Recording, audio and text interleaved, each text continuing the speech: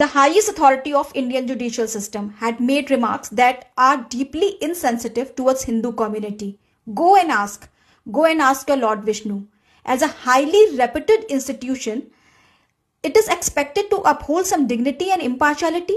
Such remarks not only disrespect but also hurt the millions of Hindus across the country, which is unfortunate and not acceptable. Khajuraho के एक मंदिर में भगवान विष्णु की मूर्ति है जिसका सिर नहीं है, वो खंडित है। उसे मुगल्स के टाइम पे खंडित किया गया था।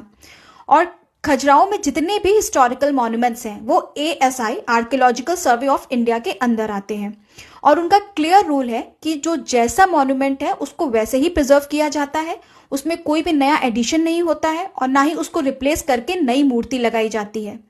इसी वजह से सुप्रीम कोर्ट में एक याचिका आई और कहा गया कि भगवान विष्णु की मूर्ति को रिस्टोर किया जाए।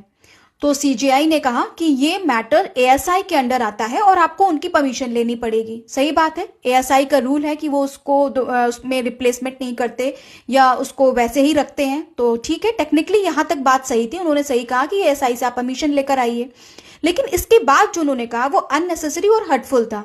उन्होंने कहा कि आप भगवान विष्णु के बहुत बड़े उपासक हैं तो आप उनसे कहिए, वो ठीक कर देंगे। अगर आप में भगवान विष्णु की श्रद्धा है तो आप उनसे प्रार्थना कीजिए, वो ठीक कर देंगे। और उसके बाद उन्होंने ये भी कहा कि उस कॉम्प्लेक्स में एक बहुत बड़ा शिवलिंग है, आप जाइए और उनकी पूजा कीजिए ना।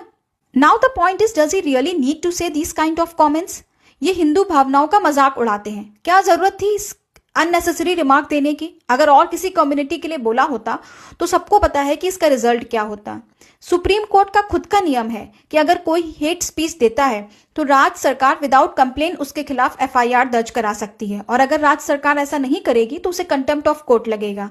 अब ये कौन बताएगा कि ये रिमार्क्स जो हाईएस्ट अथॉरिटी वगैरह से जो आते हैं ये किस कैटेगरी में आएंगे, हेट स्पीच में आएंगे कि नहीं? ये जब कोई सेलिब्रिटी या कोई अथॉरिटी इस टाइप के रिमार्क्स अगर देता है तो इसमें इतना भेदभाव क्यों होता है? उसमें केंद्र सरकार या राज्य सरकार किस टाइप के एक्शंस लेगी?